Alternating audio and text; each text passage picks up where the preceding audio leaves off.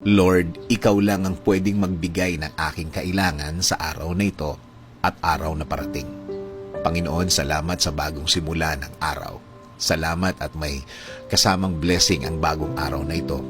Salamat sa mga bagong oportunidad na kasama ng bagong mga pagkakataon na ibinigay niyo sa akin, Lord. Alam kong nakikita mo ang mga problemadong araw ko, Lord. At alam mo din na marami akong problema sa mga nagdaang araw. Alam kong nakikita mo din na malungkot sa mga araw na ito. Alam ko din, Lord, na Ikaw lang ang makakatulong sa akin. Patawad, Panginoon. Minsan kasi nakakalimutan ko na kaya mong baguhin ang aking sitwasyon. Alam kong kaya mo akong tulungan. Pero imbis na umasa sa iyo, umasa ako sa aking sarili. Umasa ako sa mga kaya kong gawin. Umasa ako sa aking lakas at alam na alam kong kulang ito. Kaya ngayon, Lord, lumalapit ako sa iyo at humihiling na Ikaw ang manguna sa aking araw ngayon. Ikaw ang mag-lead. Ikaw ang magbigay ng direksyon sa aking araw ngayon. Ikaw ang mag-provide ng ways para mabigyang solusyon ang aking mga kinakaharap ngayon. Kasama din po sa aking dasal na ito ang aking bayan. Alagaan at bigyan niyo din ng direction at guidance ang mga namumuno.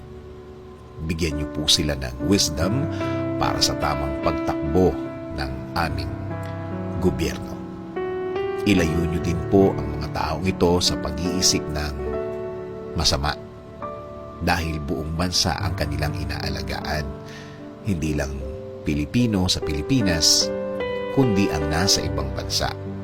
Panginoon, alam ko pong wala kayong masamang plano sa aking buhay.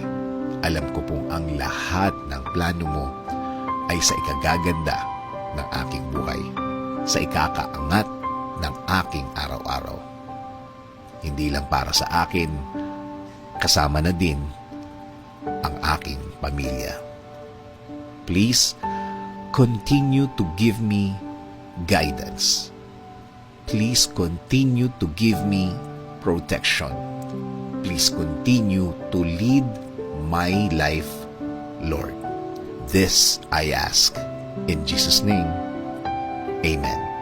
Sabi nga sa Isaiah 30:21, whether you turn to the right or to the left, your ears will hear a voice behind you saying, "This is the way, walk in it."